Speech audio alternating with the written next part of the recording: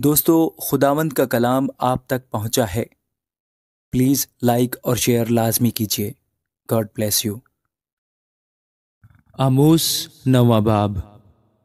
میں نے خداوند کو مذبح کے پاس کھڑے دیکھا اور اس نے فرمایا، ستونوں کے سر پر مار تاکہ آستانے ہل جائیں، اور ان سب کے سروں پر ان کو پارا پارا کر دے، اور ان کے بقیہ کو میں تلوار سے قتل کروں گا۔ ان میں سے ایک بھی بھاگ نہ سکے گا، ان میں سے ایک بھی بچ نہ نکلے گا۔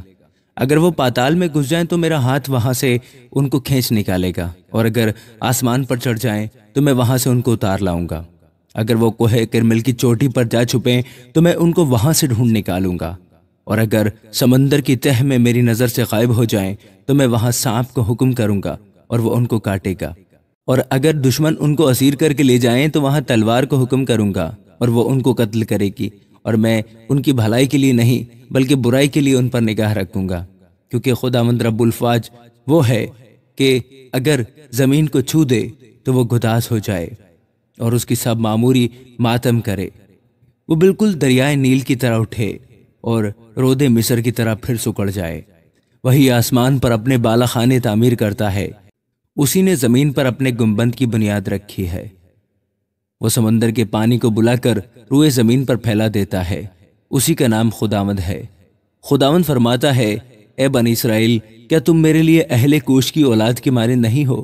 کیا میں اسرائیل کو ملک مصر سے اور فلسطینیوں کو کفتور سے اور ارامیوں کو کیر سے نہیں نکال لایا ہوں؟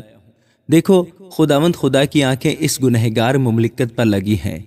خداوند فرماتا ہے، میں اسے روئے زمین سے نیست و نابود کر دوں گا، مگر یعقوب کے گھرانے کو بالکل نابود نہ کروں گا۔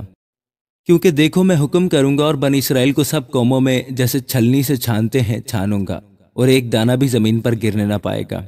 میری امت کے سب گنہگار لوگ جو کہتے ہیں ہم پر نہ پیچھے سے آفت آئے گی اور نہ آگے سے تلوار سے مارے جائیں گے، میں اس روز داؤد کے گرے ہوئے مسکن کو کھڑا کر کے اس کے رخنوں کو بند کروں گا، اور اس کے کھنڈر کی مرمت کر کے اسے پہلے کی طرح تعمیر کروں گا، تاکہ وہ ادوم کے بقیہ اور ان سب قوموں پر جو میرے نام سے کہلاتی ہیں قابض ہوں۔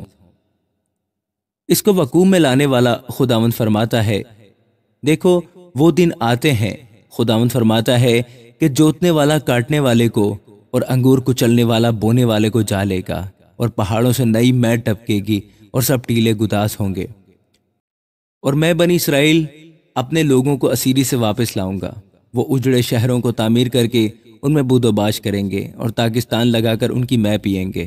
وہ باغ لگائیں گے اور ان کے پھل کھائیں گے، کیونکہ میں ان کو ان کے ملک میں قائم کروں گا، اور وہ پھر کبھی اپنے وطن سے جو میں نے ان کو بخشا ہے نکالے نہ جائیں گے۔ خداوند فرماتا ہے، آمین۔